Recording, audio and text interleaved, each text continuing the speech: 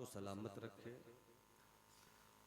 वही रब है जिसने तुझको हमतन करम बनाया, हमें भीख मांगने को तेरा आस्था बताया।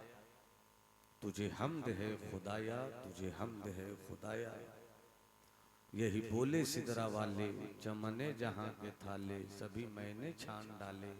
तेरे पाए का न पाया, तुझे यक ने यक बनाया। तुझे हमद है खुदाया। सरवर कहूँ के मालिक को मौला कहूँ तुझे, बागे खलील का गुले जेबा कहूँ तुझे। तेरे तो वस्फ ऐब तनाही से हैं बरी, हैरान हूँ मेरे शाह मैं क्या क्या कहूँ तुझे। आखिर रजा ने खत्म सुखन इस पे कर दिया, खालिक का बंदा खल्क का मौला कहूँ तुझे।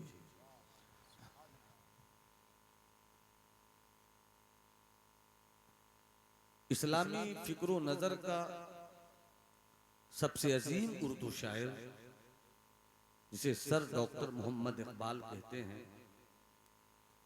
उनका एक शेर सुनिए। थोड़ी देर जरा सुनने का माहौल बनाइए। 20 ही आदमी बैठे मगर सुनने की तबीयत के साथ बैठे। सर डॉक्टर मोहम्मद इकबाल कहते हैं, यकीन मुहकम अमल पे हम, मोहब्बत फातिह आलम, जिहादे जिंदगानी में ये है मर्दों की शमशीरें।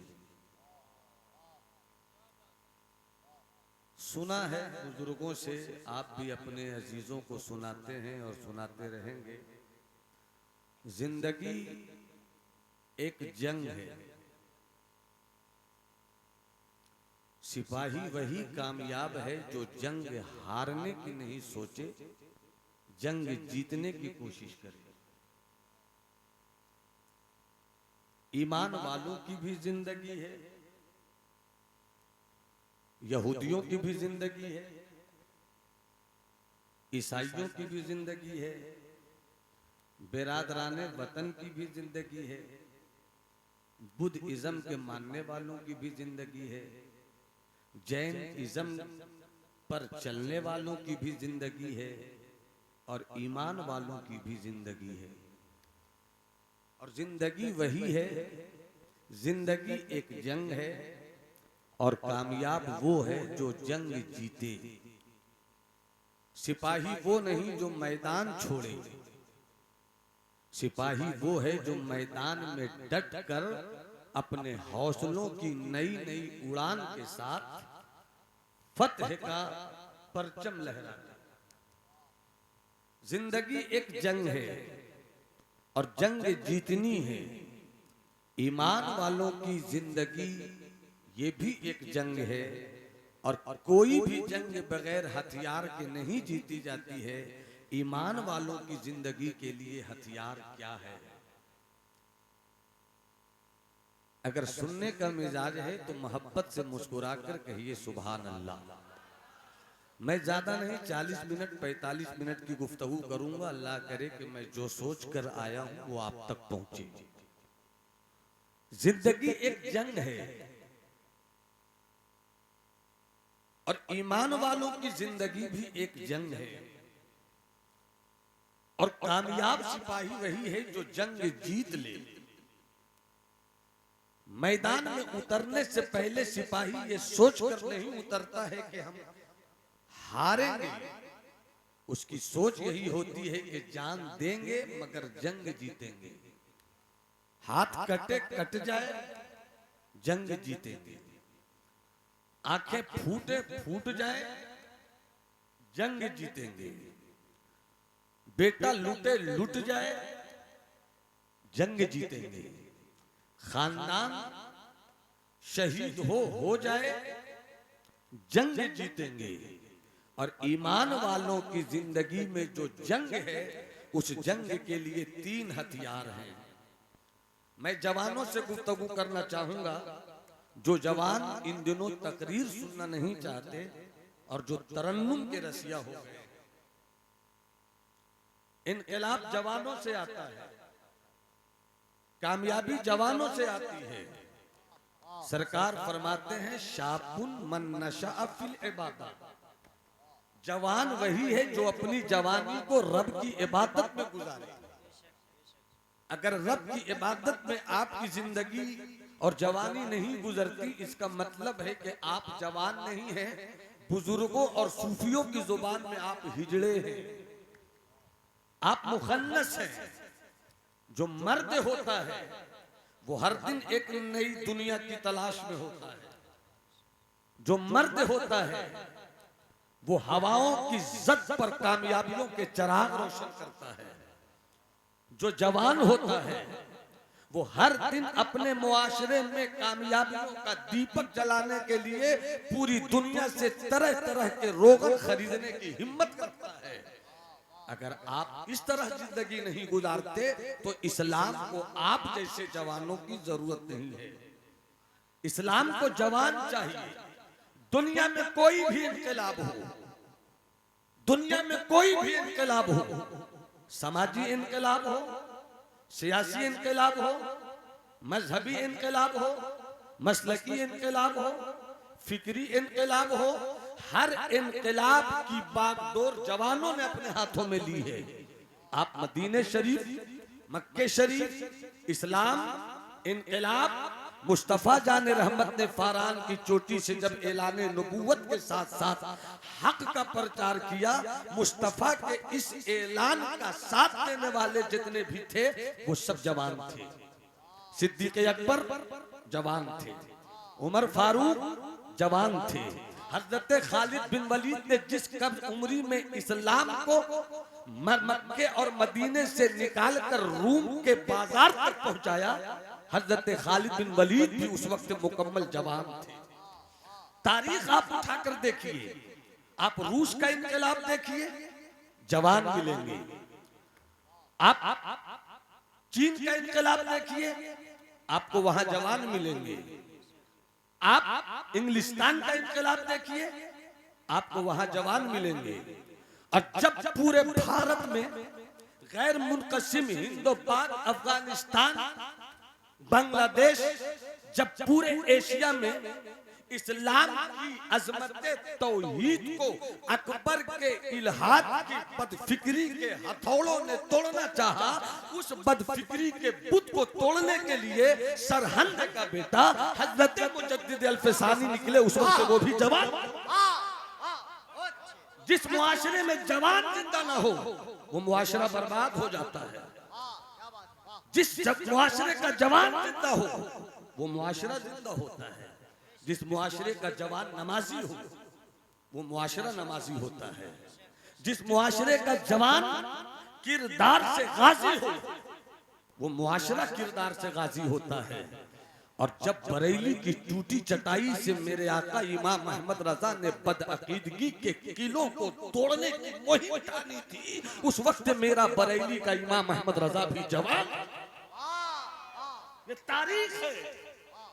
जिस कौम के जवान जिंदा हो, दुनिया में किसी तहजीब ने ऐसा बेटा नहीं पैदा किया है कि उस मुआशरे को तबाह कर दे जिस मुआशरे का जवान जिंदा हो। और अगर आप मुस्कुरा कर बोले सुभान अल्लाह तो थोड़ी सी बात मैं आगे करूं। जिनके पास हाथ है वो हाथ उठाकर बोले सुभान अल्लाह।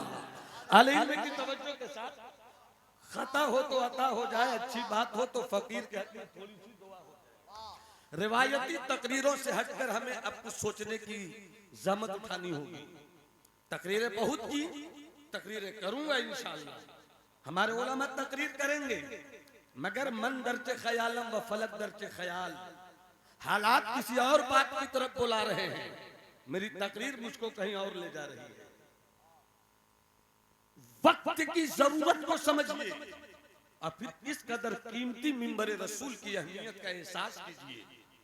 अगर मेरे जवानों ने यह समझा है कि हम सिर्फ इस तरह की मंडी सजाकर जन्नत खरीद लेंगे, तो याद रखिए जन्नत कोई टमाटर की दुकान नहीं है, जन्नत कोई आलू प्याज की दुकान नहीं है।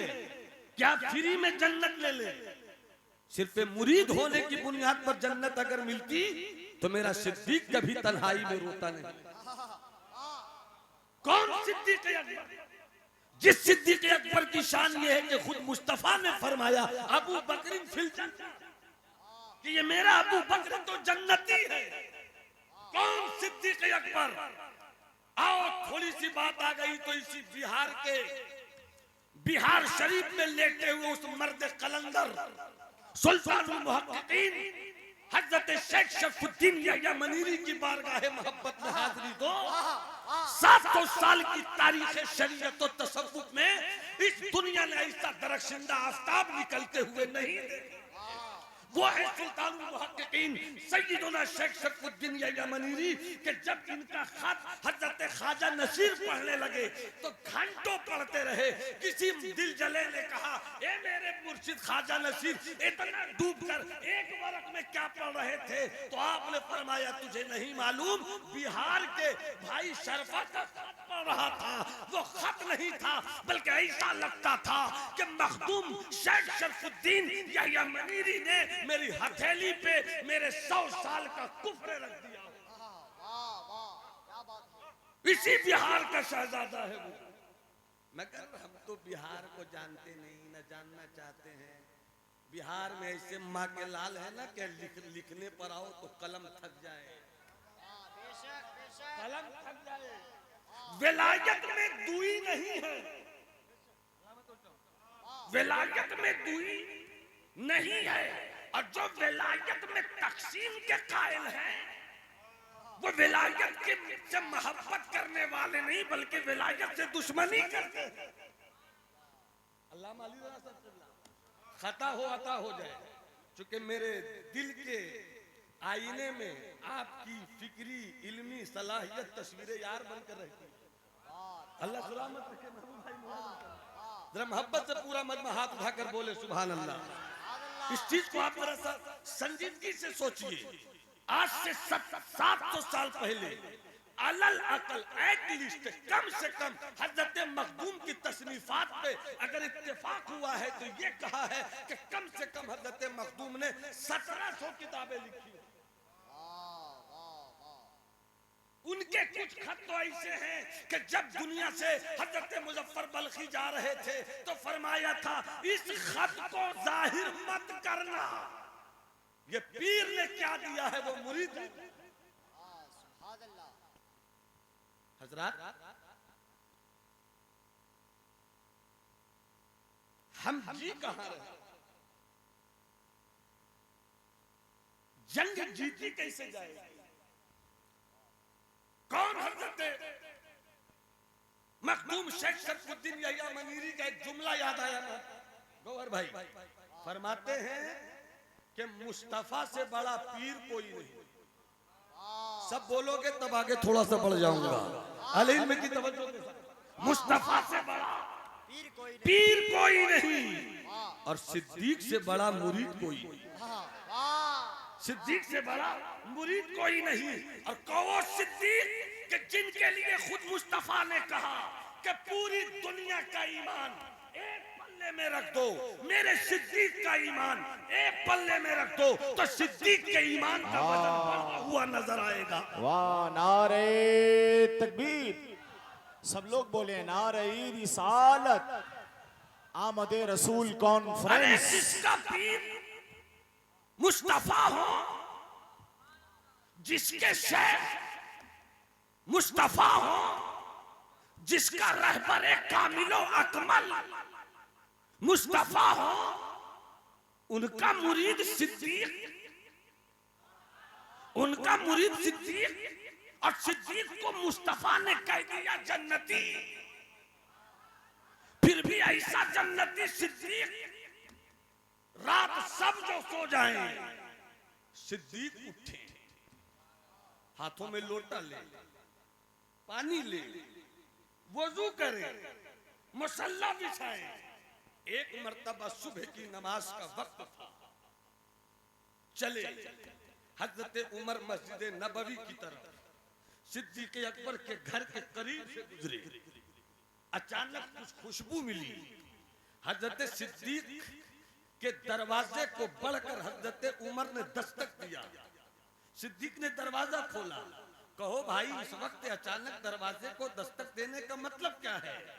हजरत उमर ने फरमाया, मेरे सिद्दीक, आज जी करता है कि नमाज के बाद लौटूं आपके साथ, आपके घर में नाश्ता करूं। जरा मोहब्बत से बोलो सुभान अल्लाह, जरा हाथ उठाकर बोलो सुभान अल्लाह। आपके साथ नाश्ता करूं। हजरत सिद्दीक मुस्कुराने लगे, भाई मेरे घर पर आए, इससे बड़ी बात और क्या होगी। का बिल्कुल तशरीफ लाइए, जो कुछ महाजर होगा खाया जाएगा। हजरत उमर ने कहा जो कुछ होगा वो तो होगा, मगर अभी मैंने जो कबाब की खुशबू ली है वो कबाब नाश्ते में जरूर होना चाहिए। सिद्दीक अकबर फरमाते हैं, खलीफा है सिद्दीक मुस्तफा की, कुर्सी खिलाफत पर अबू बकर हैं। अब वो कहते हैं भाई उमर, मैं जानता हूं कि मेरे घर में क्या है, दिन भर इस्लामी अदालत में इस्लामी ममलिकत के सारे मामलात हल करता हूं, और शाम का वक्त होता है घर आता हूं। घर आने के बाद मैं पूछता हूं सब्जी है या नहीं, तेल है या नहीं, चावल है या नहीं, दाल है या नहीं, पनीर है या नहीं, शहद है या नहीं, पूछता हूँ। जो जो चीजें होती है मैं सब ला कर देता हूँ। मुझे मालूम है ये मेरा घर है और इस घर में गोश्त नहीं आया है, और जब गोश्त नहीं आया है तो आपने कबाब की महक कैसे ली है। मेरे घर में कबाब नहीं बना है। सुनो, मैं उस सिद्दीक की कहानी सुना रहा हूँ। फ्री में जन्नत देने वाले भी सोचे और फ्री में जन्नत लेने वाले भी सोचे। सिर्फ पीरी मुरीदी की नाम पर जन्नत लेने और देने का कारोबार बंद करो, वरना इसी तरह हम बर्बाद होते रहेंगे। कहता हूँ वही बात, समझता हूँ जिसे हक। मैं अबले मस्जिद हूं, न तहजीब का फर्जंद। चीते का जिगर चाहिए, शाही का तजस्सुस, दुनिया नहीं मर्दाने जफाकश के लिए। जब बंद करो तसव्वुर के हम मुरीद हो गए तो जन्नत मिल गई। हाथ पकड़ा था तो वादा क्या किया था ये सोचो, और जिसने वादा करवाया उनकी जिंदगी कैसी थी ये सोचो। जन्नत कोई टमाटर की दुकान नहीं है, जन्नत कोई आलू प्याज की दुकान नहीं है। हमने बहुत आसान तरीका समझ लिया, जलसे करो, पीर साहब को बुलाओ, हाथ पकड़वाओ, बहुत बड़ा काम कर लिया सुन्नियत का। ये प्याज के छिलके हैं, छिलकों से एक वक्त की सब्जी नहीं बनती। छिलकों को हटाओ, जब छिलके हटेंगे तो गूदा दिखेगा, उसी गूदों से सब्जी भी बनती है, उसी गूदे से गोश्त भी बनता है, उसी गोश्त से उसी गूदे से पनीर की सब्जी भी तैयार होती है। रह गई रस्म अज़ा, रूह बिलाली न रही, फलसफा रह गया, तलकीने ग़ज़ाली न रही, वाइज़ कौम की वो पुख्ता ख़याली न रही, तबे शीरी न रही, शीरी मकाली न रही, मस्जिद मर्सिया खाहे के नमाजी न रहे, यानी वो साहिब औसाफ न रहे। मैं कभी किसी पे जाती तौर पे कमेंट नहीं करता, अब मेरी ये तबीयत भी नहीं है, मगर हमने बुजुर्गों के कर्म से पढ़ाई इसलिए नहीं की है कि अपना ज़मीर बेचे, पढ़ाई इसलिए नहीं की है कि किसी के बाज़ारे अकीदत के झूठी अलमारियों में अपने इल्म का खजाना रख दे। सच्चाई जब तक नहीं आएगी और जब तक सच सुनना और सच पर चलना और सच पर जिंदगी गुजारना नहीं सीखोगे, कामयाबी नहीं मिल सकती। जरा मुस्कुरा कर बोलो सुभान अल्लाह, तो थोड़ा आगे बढ़ता हूँ। तो चाहूंगा थोड़ी सी हजरत मुलाजा फरमाइएगा, गौर से सुनिएगा मेरी इस बात को। सिद्दीक अकबर, उनसे बड़ा कोई जन्नती होगा? अरे उमर से बड़ा कोई जन्नती होगा? हजरत उस्मान से बड़ा कोई जन्नती होगा?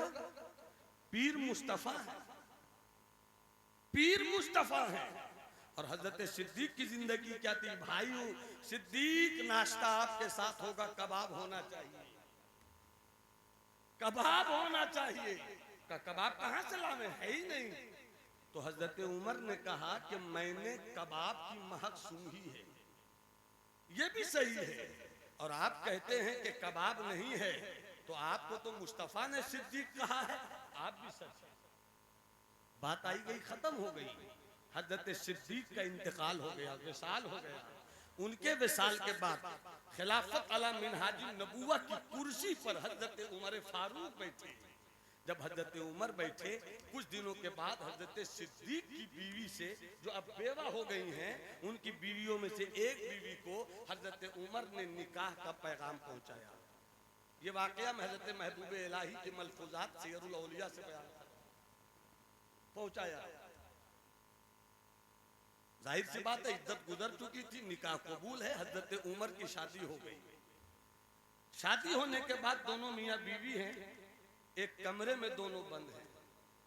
हजरत उमर कहते हैं, सुनो सिद्दीक की बेवा, मेरी हो गई हो बीवी, सुनो मैंने इसलिए तुमसे शादी नहीं की कि तुम्हारा हुस्न अच्छा लगा,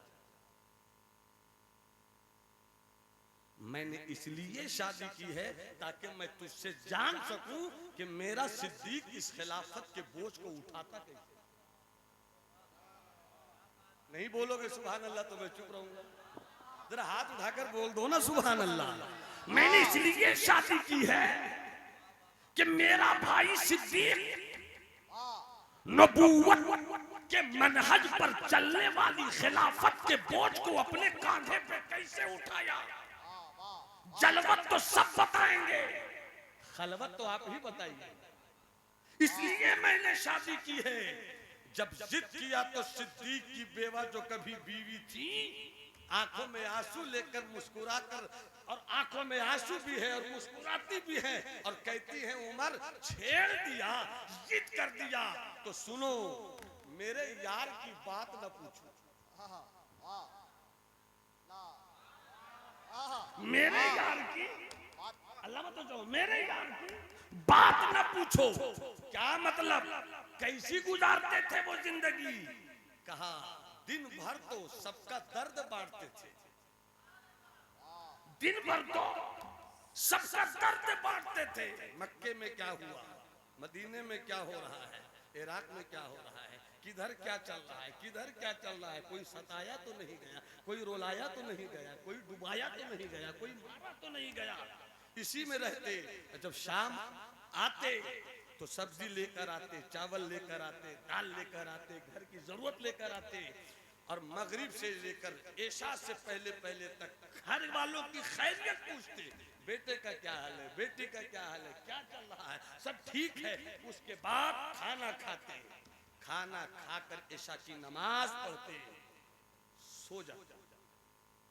रात के 3 हिस्से करते, चूंकि खानकाह भी इसे मानिए, चूंकि जितने चेहरे बैठे हैं सब सरकारे शेखुल मशाइख की जुल्फों के असीर हैं। हजरत वक्त नहीं है महबूब भाई, वक्त नहीं, वरना मैं बताता कि हमने 100 साल के अंदर पाया कितना और अहले सुन्नत ने खोया कितना। चूंकि समातें अब ऐसी नहीं है, बस मैं चाहता हूं कि कुछ कुछ इधर उधर से लेकर बुजुर्गों की दुआओं के साए में आपसे गुफ्तगू कर लूं। हजरत उमर से उनकी बीवी ने कहा कि मेरे सिद्दीक की बात ना पूछो। रात के 3 हिस्से करते थे, एक हिस्से में घर की खैरियत पूछते थे, खाना खाते थे और ऐशा की नमाज पढ़ लेते थे। दूसरे हिस्से में सो जाते थे और तीसरे हिस्से में उठते थे, और उठने के बाद वुजू करते, मुसल्ला बिछाते थे और रब की बारगाह में सजदे लुटाते थे। सजदे करने के बाद दुआ के लिए हाथ उठाते, रोते रहते, दुआ करते रहते, रोते रहते, दुआ करते रहते। दुआ करते करते रोते रोते अचानक सिद्दीक के कानों से मस्जिद नबवी की होने वाली अजान की आवाज टकराती। अल्लाहू अकबर, अल्लाहू अकबर। जैसी अजान की आवाज इनके कानों को छूती, हजरत सिद्दीक आह करते और आह करने के बाद उनके मुंह से धुआं निकलता, और जब धुआं निकलता तो घरों में फैल जाता और ऐसा लगता था कि जलते हुए कबाब की बू आ रही। इतना हजरत उमर फट पड़ा, आंखों में आंसू संभाले नहीं संभलता। बीवी ने कहा मेरे शौहर उमर इतना क्यों रोने लगे। हजरत उमर ने रोकर कहा रोऊं नहीं तो क्या करूं, आंसू बहाऊं नहीं तो क्या करूं, इतनी बड़ी जिम्मेदारी मेरे कांधों पे आ गई है। काश या लैतनी कुन्तु शारतन लिसद्र अबी बकर, हजरत उमर ने इसी मौके पे कहा था, काश उमर नहीं होता ताकि खिलाफत की उलझन में फंसे, काश उमर सिद्दीक के सीने का एक बाल हो जाता। वाह वाह, नारे तकबीर, नारे रिसालत, मसलके आला हजरत। वाह, काश उमर सिद्दीक के सीने का एक बाल हो जाता। कैसे सिद्दीक के इस मनसब को उमर संभालेगा? ये है हजरत सिद्दीक की शान कि जन्नती भी है, जन्नत दिलाने वाली जात भी है, और उसके बावजूद भी कैसा रोते हैं। और हमने बहुत आसान सी बंडी खरीद ली है। सुभान अल्लाह कहो जन्नती हो जाओ, अल्हम्दुलिल्लाह कहो जन्नती हो जाओ। इस सुभान अल्लाह और अल्हम्दुलिल्लाह के पीछे जो जन्नत जाने का मुजदा है, पूछिए अल्लामा अली मिसबाही साहब से। सिर्फ कहने से नहीं होता, बल्कि इल्लल्लज़ीना आमनू व अमिलुस सालिहात।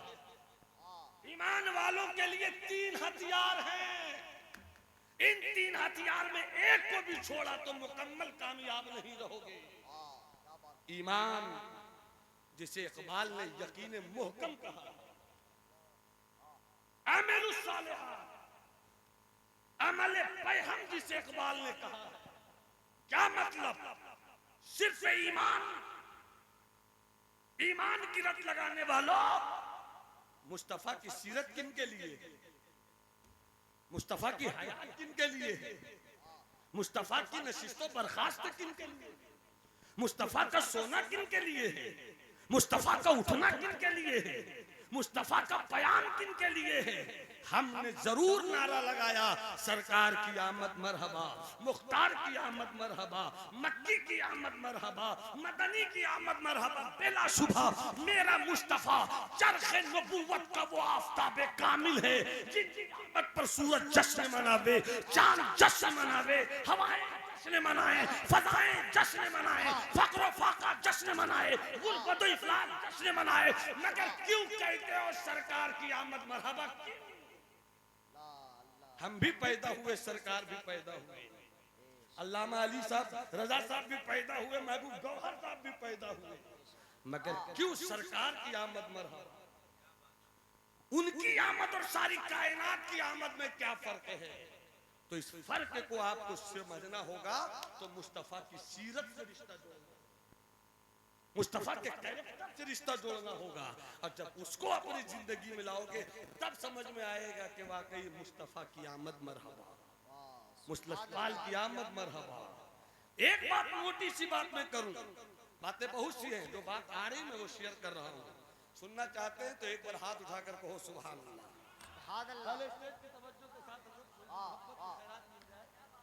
फरमाइएगा। आइए थोड़ी सी बात करें, एक बहुत आसान सी बात। नमाज की बात मैं नहीं करूंगा, अहम्मुल इबादत, रोजे की बात नहीं करूंगा, इस्लाम की बुनियाद रोजे पर है, हज पर है, ज़कात पर है, मैं इस पर बात नहीं करूंगा। आओ सिर्फ सरकार की सीरत का एक चैप्टर देखो। और उससे पहले एक बात याद आई, अगर इस बात को सुनकर सुनाकर मैं चुप हो जाऊं, आप सुनकर चुप मत होइएगा। दुनिया के किसी मजहब ने भी ये नहीं कहा कि जुल्म किया गया, इस्लाम ने भी यही कहा, इस्लाम ने भी यही कहा। दुनिया के किसी मजहब ने ये नहीं कहा कि इंसाफ मत करो, इस्लाम ने भी यही कहा। दुनिया के किसी मजहब ने भी कभी कोई गलत तालीम नहीं दी, इस्लाम ने भी वही किया। मगर क्या बात है कि इस्लाम सिर्फ 24 साल की मुद्दत में देखते ही देखते आधी दुनिया का महबूब मजहब। अल्लाह बोलोगे तो थोड़ा सा आगे बढ़ जाऊंगा। अरे हाथ उठाकर बोलो ना सुभान अल्लाह। अल्लाह तुम्हारी नस्लों को हुसैनी बरेलवी बुलाकर बनाकर रखे। हाथ उठाकर बोलो या रसूल अल्लाह। सिर्फ 23 से 24 साल के अंदर इस्लाम इतना फैला। इराक इस्लाम का हो गया, ईरान इस्लाम का हो गया, बैतुल मुकद्दस इस्लाम का हो गया, शाम इस्लाम का हो गया, मिस्र इस्लाम का हो गया, तुर्कमानिस्तान इस्लाम का हो गया, अजरबैजान इस्लाम का हो गया, आर्मीनिया इस्लाम का हो गया, तुर्की इस्लाम का हो गया। सिर्फ 24 साल की मुद्दत में इस्लाम इतना कैसे बढ़ गया? सिर्फ एक बात थी, एक अरब के आदमी ने बोलबाला कर दिया, खाक के जर्रों को हम दोषे सुइया कर दिया। खुद न थे जो राह पर औरों के हाथी बन गए। क्या नजर थी जिसने मुर्दों को मसीहा। वाह वाह वाह वाह, बहुत अच्छे, वाह। तारीख पढ़िए, तारीख से रिश्ता जोड़िए, उसके बाद आपको समझ में आएगा कि इस्लाम कितना फलदार मजहब है। तारीख पढ़िए, फिर देखिए और कहिए इस्लाम कितना शाख दर शाख निकलने वाला पेड़ है। कि बुझी है शम्मे मुस्लिम बारहा, फिर जगमगाई है, बुझी है शम्मे मुस्लिम बारहा, फिर जगमगाई है। ये तारा टूट जाता है, दरख्शानी नहीं। निकाली सैकड़ों नहरें कि पानी कुछ तो कम होगा, मगर फिर भी मेरे दरिया की तुगयानी नहीं जाती। फैजी साहब केवला, आपकी मुस्कुराहट में अगर पूरा झारखंड उतार दो फिर भी कम है। आप मुस्कुरा कर देखें मेरी तरफ और सुभान अल्लाह कह दे। मुलाजा फरमाए, बस थोड़ी सी बात, अच्छा बात आपको अच्छी लगनी चाहिए। सुनिए, इस्लाम 23 साल में फैल गया। क्यों फैला? फैला क्यों? इसलिए कि सिद्दीक मुकम्मल तरीके नबवी का आईना लेकर बढ़े। इस्लाम फैला क्यों?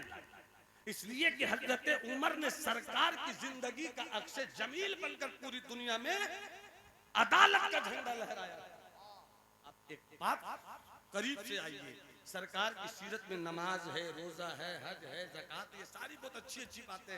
एक छोटी सी बात मैं रखता हूं आपको। सरकार ने फरमाया कि लहजे को नर्म करो। इस चीज को सुनिएगा, बहुत हल्की सी बात मगर ये कितनी भारी चीज है। लहजे को मीठा करो, गुफ्तगू खूबसूरत करो, लहजा मनफी नहीं हो, लहजा मुस्बत और पॉजिटिव हो।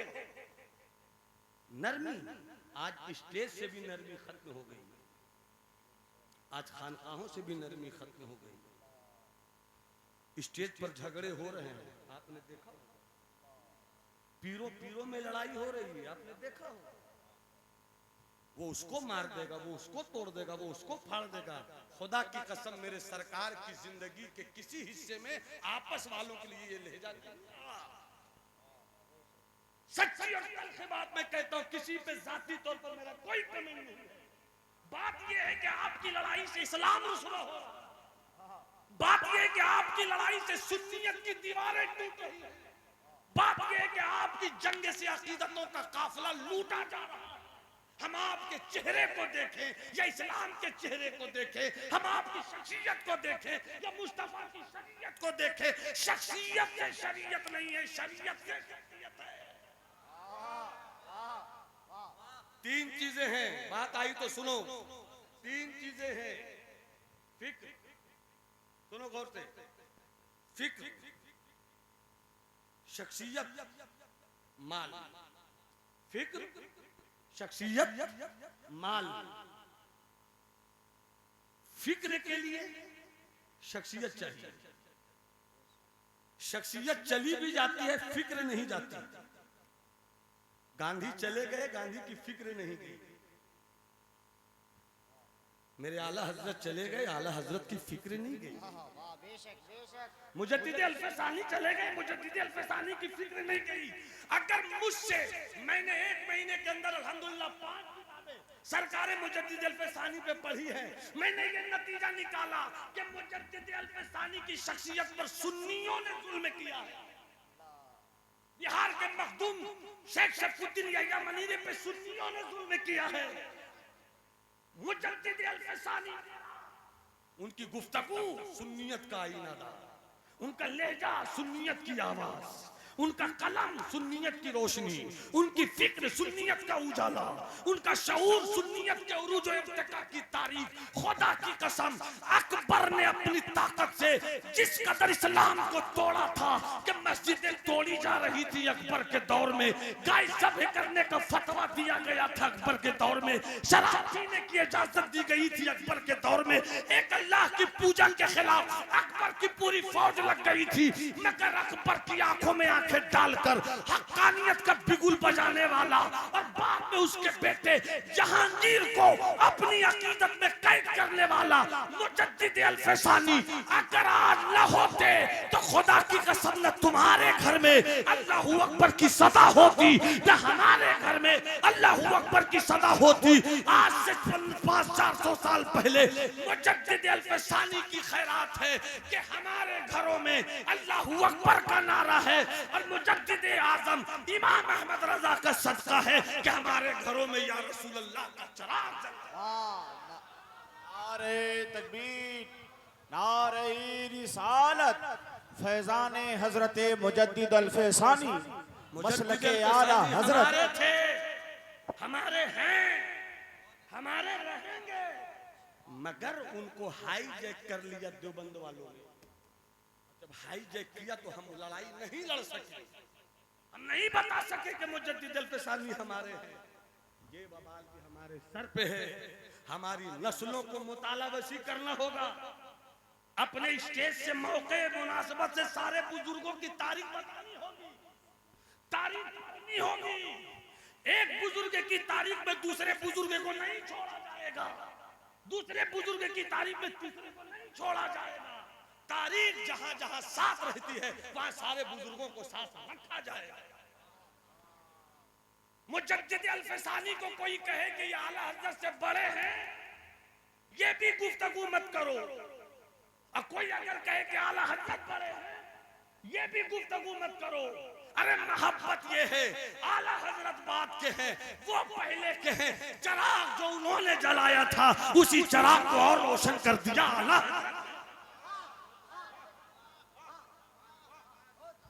खानकाहें इस बात की आवाज देती हैं, सूफियत ये बताती है, तसव्वुफ ये बताता है, खानकाहें ये बताती हैं।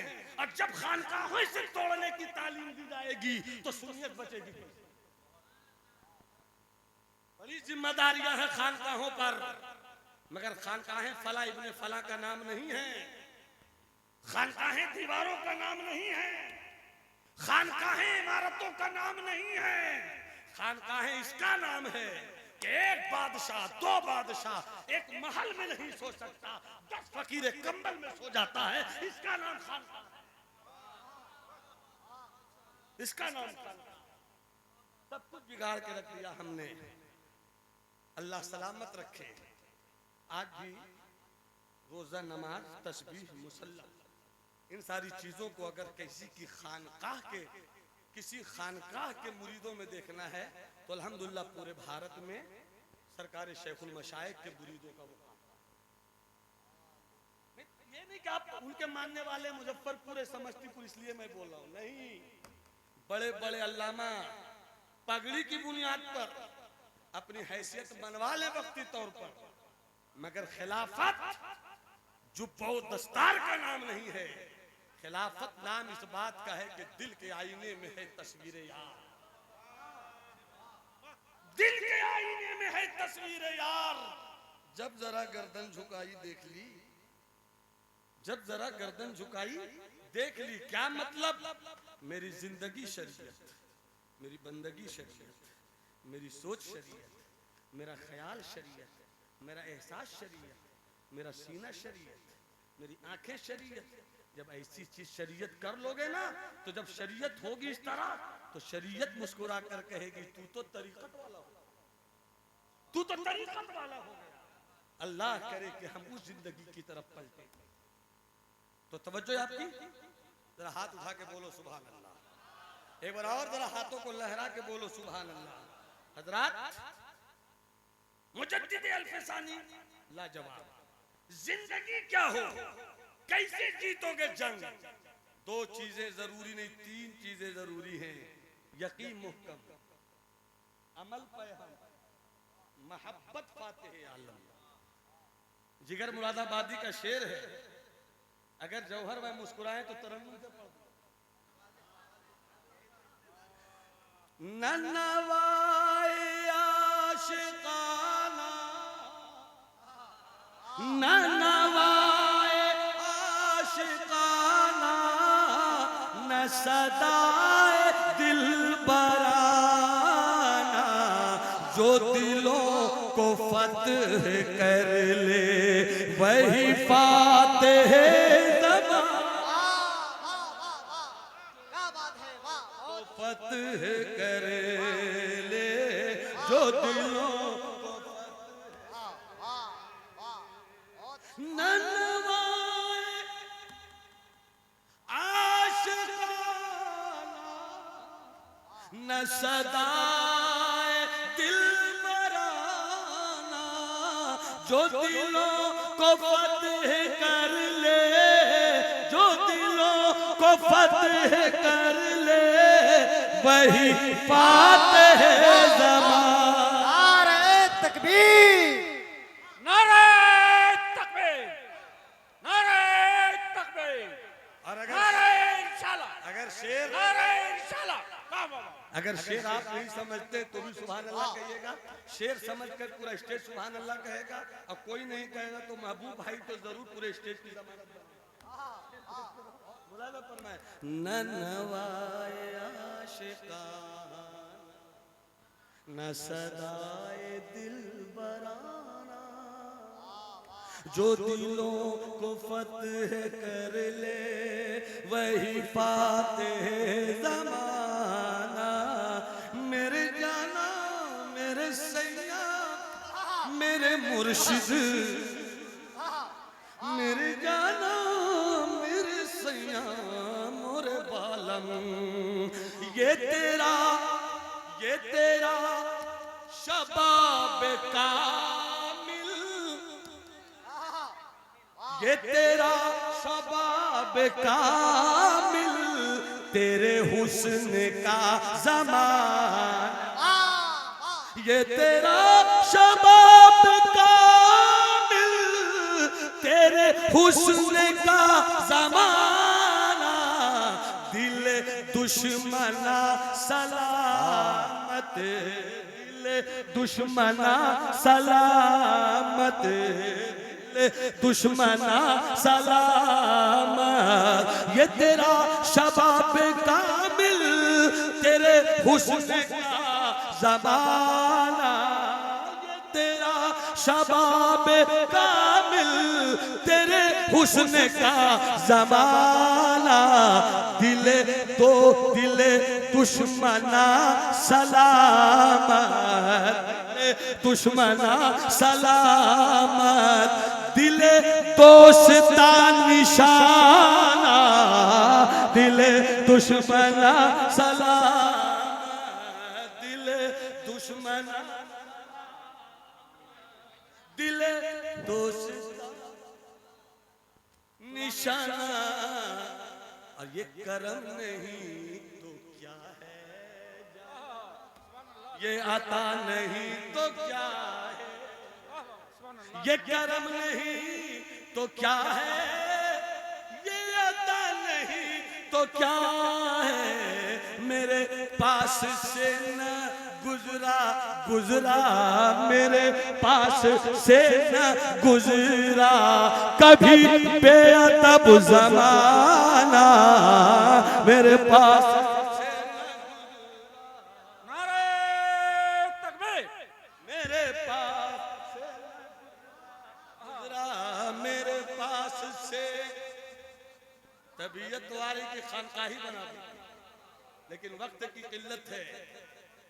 फरिश्ते भी तो इबादत ही करते हैं, फरिश्ते भी तो इताअत ही करते हैं, तो ये वो दूसरे दर्जे के लोग हैं जिनकी सिफत फरिश्तों की है, मगर एक तीसरा ग्रुप है जो इताअत तो करता है, जो इबादत तो करता है, मगर मकसद इताअत करना नहीं, बल्कि हर दिन एक नए जहान को छूना। गौर से सुनना, एक नए मकाम को पाना, हर दिन एक नए मैदान को फतेह करना, हर दिन एक नई दुनिया को छूना। ये वो लोग होते हैं जो नबियों की सिफत में होते हैं। फरिश्ते भी मासूम हैं, अंबिया भी मासूम हैं, फरिश्ते भी मासूम हैं, रसूल भी मासूम है, मगर फर्क क्या है कि फरिश्तों ने सिर्फ तस्बीह किया, फरिश्तों ने सिर्फ तहलील किया, फरिश्तों ने सिर्फ इताअत की, मगर फरिश्तों ने कोई जंग नहीं लड़ी, फरिश्तों ने कोई मार का सर नहीं किया। मगर नबियों की जिंदगी मासूम भी है, बशर भी है। मगर देखिए तो हजरत मूसा फिरौन से लड़ाई ले रहे हैं, हजरत इब्राहिम नारे नमरूद में जाने को तैयार है, अबू जहली फौज मुस्तफा मैदान जंग में है, यजीद का लश्कर मेरा हुसैन सामने है। मालूम हुआ कि ये जो तीसरी सिफत नबियों वाली है, ये वो सिफत है कि जो इस सिफत को पा लेता है न वो जन्नत की तलाश में रहता है, न जहन्नम के खौफ में रहता है, वो तो सिर्फ रिज़ा इलाही में रहता है, वो सिर्फ जलवे इलाही में रहता है, वो सिर्फ अल्लाह ही अल्लाह देखता है। सुभान अल्लाह, सुभान अल्लाह, वाह वाह, सुभान अल्लाह। वो सिर्फ अल्लाह ही अल्लाह देखता है। ये बड़े ऊंचे मकाम है प्यारे, ये बड़े ऊंचे मकाम हैं। कहाँ पड़े हुए हो मिट्टियों के तोदों पर? क्यों नहीं निकलते हो बुजुर्गों की बारगाह में? क्यों नहीं ढूंढते हो अल्लाह वालों को? फ्री में अल्लाह वाला मिलेगा। कपड़े की दुकान पर जाओ तो कपड़ा कितनी मेहनत से ढूंढ ढूंढ के कटवाते हो। चप्पल खरीदनी हो तो कई दुकान का चक्कर लगाते हो, और बड़ी आसानी से पीर लेना चाहते हो, और बड़ी आसानी से पीर बनना चाहते हो। पीर बनना भी बहुत मुश्किल है, पीर का ढूंढना भी बहुत मुश्किल है। जब पीर कोई ढूंढता है, चलकर समनान की सरजमीन से पहुंचता है पंडवा, तब जाकर उसे पीर मिलता है। निकलता है बिहार के मनेर से शरफुद्दीन, पहुंचता है दिल्ली, तब जाकर उसे पीर मिलता है। चलता है सरहंद से दिल्ली, तब जाकर मुजद्दिद अल्फसानी को बाकी बिल्ला जैसा पीर मिलता है। चलता है बरेली वाला मारहरा, तब जाकर पीर मिलता है, पीर मिलता है। याद रखो, अपनी जिंदगी को बदलो, इल्म को आम करो, शरीयत से रिश्ता जोड़ो, बुजुर्गों की सोहबत में बैठो, दिल को थोड़ी देर के लिए पाक किया करो। आज मादियत के तूफान ने रूहानियत को खत्म करने की हवा चलाई है। तुम भी बला दो ए तूफान आ, हम इश्क नबवी के फानूस में शरीयत के अमल का चराग बनते हैं, हम कभी तेरी हवाओं से बुझ न सके। बातें बहुत कुछ कहने को, बस थोड़ी सी बात 5 से 8 मिनट 10 मिनट में बोलूंगा। जो मैंने कहना था बहुत दूर निकल गया मैं वहां से। सुभान अल्लाह बोलिए तो मैं कहता हूँ, जरा हाथ उठाकर लहरा के एक बार बोल दो सुभान अल्लाह। बात मैं ये कहना चाह रहा था आपसे, सरकार का लहजा, सरकार का लहजा नर्म, आज नर्म लहजा है ही नहीं, आज नर्म लहजा ही नहीं है। कैसे किससे बात की जाए, चूंकि दुनिया जाहिर देखती है। आपका दिल अच्छा है, ईमान है, मोमिन है, आपके दिल के साथ देखिए हुजूर पीरे तरीकत रहनुमाए राय शरीयत अल्लामा कसीमुल हक साहब मद्दजिल्लुल आली माशाअल्लाह, खड़े हो जाएं, की सच्ची अदा के साथ तशरीफ खड़े हो जाएं। सिलसिले आलिया कादरिया यूसुफिया के एक अजीम शेख मुर्शिद तरीक़त रहबर राह शरीयत हज़रत अल्लामा अलहाज शाह कसीमुल हक साहब क़िबला कादरी तेगी यूसुफ़ी साहिब सज्जादा खानकाह यूसुफिया चांदपुर फतेह शरीफ की आमद हो रही है। नारे तकबीर, जोर से बोलें, नारे तकबीर, नारे रिसालत, मसलके आला हज़रत अल्लामा शाह कसीमुल हक साहब क़िबला यूसुफ़ी खानकाह यूसुफिया चांदपुर फतेह शरीफ। नारे तकबीर, नारे रिसालत।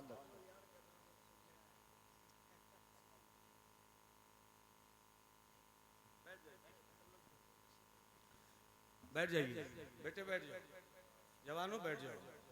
मैंने तकरीर की इब्तिदाइया में मैंने कहा था कि चांदपुर के चांद की रोशनी छन छन कर आने ही वाली है। अब वो रोशनी रात की तारीकी में मशीखत का नजर ताबा बनकर तुलू हो चुकी है। आप मुलाहिजा फरमाइए, आप देखिए, हजरत के चेहरे की ज़ियारत कीजिए। अल्हम्दुलिल्लाह बड़ी खानकाह के सच्चे वारिस, गनीमत है इस दौर में ऐसे लोग। बस थोड़ी सी गुफ्तगू, उसके बाद हजरत का हुक्म है तो 3-4 शब्द तो सुना ही दूंगा। मोहब्बत से हाथ उठाकर बोलो सुभान अल्लाह। नहीं, सबों के हाथ नहीं उठे, मैं चाहता हूं कि अब्बासी सदका मिल जाए आप लोगों को। अच्छा, आप मुझको देखिए, मैं स्टेज वालों को देखता हूँ ना, मैं आपको देखता हूँ, आप स्टेज वालों को देखिए। हुजूर का हाथ नहीं उठेगा क्योंकि वो मेरी पीठ पे है, बाकी सबों का हाथ उठना चाहिए, मैं देखना चाहता हूँ। आप भी हाथ उठा दीजिए, कोई तकलीफ थोड़ी होगी, सिर्फ गाड़ी की स्टीयरिंग ही पे हाथ रहेगा आपका। मोहब्बत से हाथ उठाकर कहिए या रसूल अल्लाह, और बुलंद आवाज से या हबीब अल्लाह, या नबी अल्लाह। मैं ये बात करना चाह रहा था कि लहजे की नरमी कितनी बड़ी दौलत। नमाज, रोजा, हज, ज़कात ये अहमुल इबादात हैं, मगर हमने सरकार की छोटी छोटी अदाओं को, जबकि कोई अदा छोटी नहीं है, हमने छोटी समझ कर उसे ये कर दिया। एक अल्लाह वाले थे, बनारस की सरजमीन, बनारस की सरजमीन, ज्ञानवापी की मस्जिद, एक अल्लाह वाले थे, मुसलसल वो नमाज पढ़ाते थे, मुसलसल वो नमाज पढ़ाते थे। जुमा का दिन था, कभी नागा नहीं किया, कभी मुसल्ला इनके वजूद से खाली नहीं हुआ। आज सब लोग नमाज के लिए हाजिर हैं, इमाम साहब नहीं है, अब आएंगे, अब आएंगे, अब आएंगे, अब आएंगे, अब आएंगे, अब आएंगे। नमाज का वक्त चला जा रहा है कोई इस भीड़ में जो नमाज पढ़ा दे। एक पर इत्तेफाक हुआ, चलिए आप जुमा की नमाज पढ़ाइए। जुमा की नमाज हो गई, जुमा की नमाज के बाद सारे नमाज पढ़ने वाले दीवानावार हजरत इमाम साहब के घर की तरफ बढ़े। कितना अच्छा इमाम, कभी मुसल्ला उनसे खाली नहीं रहा, आज क्यों नहीं आए? क्या हादसा हुआ, क्या वाकया हुआ? जैसी भीड़ चल रही थी, रास्ते में देखा कि इमाम साहब जो हैं लाठी को यूं पकड़े हैं और उनकी हथेली के पुष्ट पर उनकी ठुड्डी यूं रखी है, लाठी भी खड़ी है, ये भी खड़े हैं, कोई हरकत नहीं हो रही है। दीवानों ने घेर लिया, सरकार, किबला, हजरत, इमाम साहब क्या हो गया, आप नमाज में क्यों नहीं आए? हजरत अचानक आलम तहय्युर से निकले और निकल कर फरमाते हैं, अरे नमाज हो गई क्या? कहा हुजूर नमाज हो गई, बहुत इंतजार किया, आप कहाँ खो गए सरकार?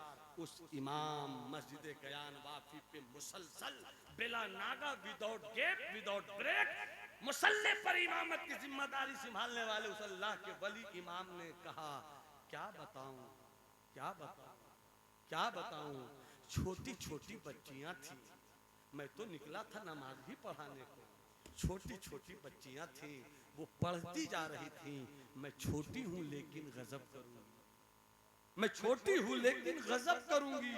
जैसे उसने कहा तो मुझको अपने छोटे छोटे गुनाह याद आ गए, अपने छोटे छोटे गुनाह याद आ गए कि हम जिन गुनाहों को छोटा तसव्वुर करते हैं, अगर कयामत के दिन गुनाहों ने गजब ढा दिया तब मैं क्या करूंगा, मैं क्या करूंगा? हजरात, क्या सबक लिया इससे आपने? सरकार की जिंदगी को अपनी जिंदगी में उतारो, किसी चीज को भी तुम हल्के में मत लो। नरमी, नर्म लहजा कितनी बड़ी दौलत है। वैसे तो इस पर 5 से 8 मिनट बात करूंगा, हजरत का हुक्म है, 2-3 शेर में पढ़ दूंगा, मुलाहिजा फरमाइए। नरमी क्या चीज है?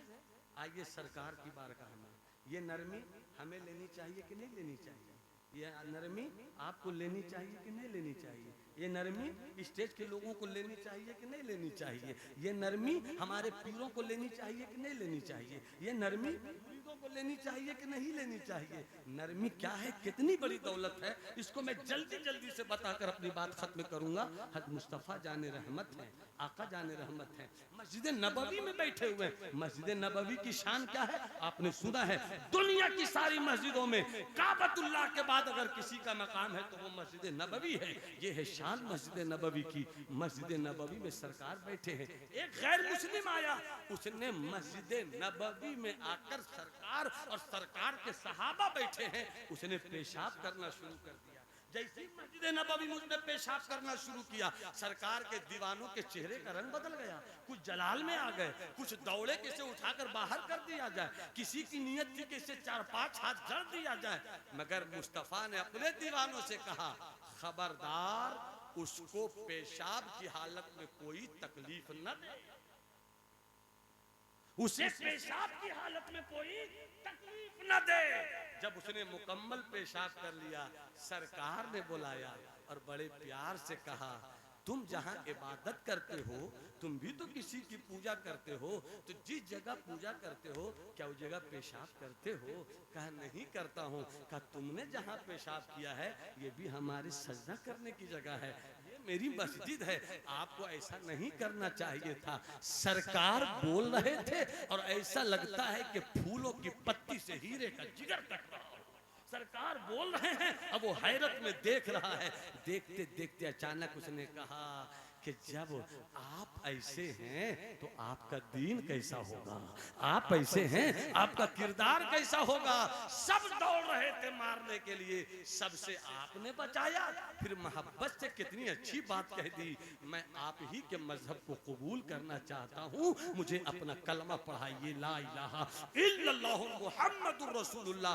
हजरात ये मेरे मुस्तफ़ा की नरमी थी कि उसके दिल से कुफ्र निकल गया और ईमान की रोशनी आ गई। हम जरा जरा सी बातों पे लड़ते हैं, मुर्गे की लड़ाई हम करते हैं, अंडे की लड़ाई हम करते हैं, निकलो इन लड़ाइयों से, लहजे में नरमी रखो। अगर कोई जलाल में बोल दे आप तो नरम हो जाओ, आपकी मोच छोटी नहीं हो जाएगी, आपकी हैसियत घट नहीं जाएगी। सरकार की एक जिंदगी का हिस्सा बनाते हो, कितने कामयाब हो जाते हो। वो तातारी फौज जिसने तारीख महफूज तारीख में जितनी तारीखें लिखी गई हैं बर्बादी की, उन महफूज तारीखों में सबसे ज्यादा तबाह करने वाली तारीख फितने तातार है, मंगोली चंगेजी फितने की तारीख है। शेख रिवायत में मंगोली फितना जब हेलाकू की सूरत में पहुंचा था तो कम से कम 1 लाख की रिवायत है और ज्यादा से ज्यादा 10 लाख की रिवायत है। एक बगदाद शहर से 10 लाख लोग काटे गए थे, घरों से इस्लाम निकाल कर फेंका जा रहा था। मगर उसी तारीख में हिलाकू के पोते बरकाई खान ने देखा एक अल्लाह वाले कादरी फकीर को, 2 मिनट में खत्म कर रहा हूँ, कादरी फकीर को देखा और कादरी फकीर को देखकर क्या कहा कि देख मेरे हाथ में पट्टा है, पट्टे में कुत्ता बंधा है, कुत्ता सफेद है, तेरे पास भी ए बूढ़े तेरे पास भी दाढ़ी है, दाढ़ी सफेद है, मेरे हाथ में कुत्ता है, कुत्ते के बाल भी सफेद हैं, ये बता तेरी दाढ़ी के बाल अच्छे हैं या मेरे कुत्ते के दुम के बाल अच्छे हैं?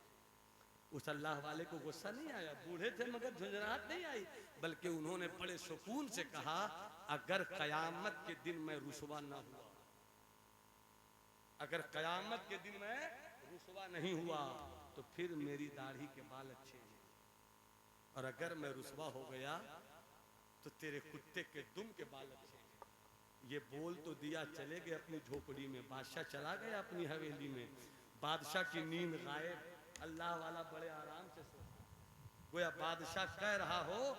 तसव्वुफ और तगज्जुल का एक शेर देख लीजिए, हुजूर मौजूद है, तसव्वुफ और तगज्जुल का एक शेर देख लीजिए। बादशाह करवट बदल रहा है, चैन गारत है, नींद उड़ी हुई है, दिल किसी ने चुरा लिया है, फकीर आराम से अपनी झोपड़ी में सो रहा है। एक शायर ने शायद इसी तरह के मफहूम को लेकर मंदिर कशी की होगी, वो शायर कहता है दिल मेरा चुरा कर वो, दिल मेरा चुरा कर वो क्यों आंख चुरा बैठे, दिल मेरा चुरा कर वो, दिल मेरा चुरा कर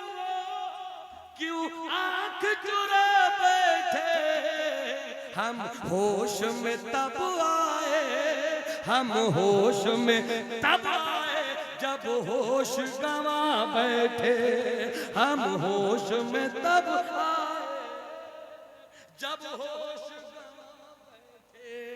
महल से उतरा, झोपड़ी में पहुंचा, अल्लाह वाला सोया था। ए हुजूर आप सोए हुए, हमको जगा कर उठिए ना। का क्या हुआ बादशाह? कहा कि मैंने इतनी बड़ी बात की, आपकी दाढ़ी पे हमला किया, आपकी दाढ़ी पर मैंने निशाना मारा और आपने कितने आराम से जवाब दे दिया। मैं यही सोच रहा हूं कि जब जब जब जब 700 साल के बाद वाला बगदाद का फकीर ऐसा है, तो मदीने वाला अमीर कैसा होगा, मदीने वाला अमीर कैसा होगा। आइए मुझको मुसलमान बनाइए। और जैसे ही बरकाई खान ने इस्लाम कबूल किया, तो जिस दादा ने और दादा के बेटे ने नस्लों ने इस्लाम को बर्बाद करना चाहा था, फिर वहीं से इस्लाम को एक नई सुबह मिल गई। जिसकी तरफ इकबाल ने कहा तू न मिट जाएगा ईरान के मिट जाने से, नशे में कोई ताल्लुक नहीं पैमाने से, है आया यूरी से तातार के अफसाने से, पासबा मिल गए काबे को सनम खाने से। उठो बेदार हो जाओ, जवानों होश में आओ, जलसों के बाद अपनी जिम्मेदारी मत भूल जाना। गली गली नमाज की दावत दो, गली गली इनकलाब लाओ। एक खान सर मौजू में सुखन बना हुआ है। हमें भी उठना होगा महल्लों में, हमें भी उठना होगा गलियों में, हमें भी निकलना होगा। जलसों के कर लेने के बाद जहां हम रहते हैं उस आबादी को बचाना मेरी जिम्मेदारी है, उस इलाके का तहफ्फुज़ मेरी जिम्मेदारी है। हमें निकलना होगा। यकीन मुहकम अमल पे हम मोहब्बत पाते हैं आलम, जिहादे जिंदगानी में ये है मरने की। तीनों चीज रखिए, ईमान मुहकम कीजिए, अमल पे हम रखिए और मोहब्बत का तराना छेड़ते रहिए ताकि लोग आपके होते रहें। मुझे मालूम है कि मैंने अपनी इस गुफ्तगू को कहीं कहीं से छू तक आपको पहुंचने की कोशिश की है। मेरी गुफ्तगू यहीं पे तमाम होती, बस हुजूर का हुक्म है तो मैं 3-4 शेर पेश कर देता हूँ। अगर मुस्कुरा दीजिए तो मैं सुना दूँ। कमेटी वाले जवानों आप भी तो मुस्कुराओ, मुझे मालूम है कि अजमत को देख रहे हो। अजमत तो मेरे दिल में रहता है। अजमत को अजमत हम जैसे छोटे लोगों की दुआओं में बनाया। अल्लाह सलामत रखे। नस्तालीक हैं, मुअद्दब हैं, बड़ों का एहतराम करते हैं। हम बहुत छोटे हैं मगर उम्र में इनसे जरूर बड़े हैं और उस बड़े होने का हक ये है कि इनको मैं डांट भी देता हूँ, इनसे प्यार भी कर लेता हूँ, आइए शोखी भी कर लेते हैं, ये मोहब्बत भी। तो मेरे पास बस अजमत ही है। अभी अजमत के बड़े भाई को देख लीजिए और बस 3-4 से हजरत की मौजूदगी में हुजूर पेश करो, मुलाजा फरमाए। खैच न ले मझदार का दाम, क्या बात है। खैच न ले, खैच न ले मझदार का दामन, दौड़ो पकड़ो, दौड़ो पकड़ो यार, दौड़ो पकड़ो यार का दामन, खैच न ले मझदार का दामन, दौड़ो पकड़ो यार का दामन, शिकवाए तंगिए दामा कैसा, शिकवाए तंगिए दामा कैसा, हाथ में है सरकार का दामन, हाथ सरकार का दामन, हाँ इश्क नबी का जो रोगी हो, इश्क नबी का जो रोगी हो, पकड़ो उसी बीमार का दामन, पकड़ो उसी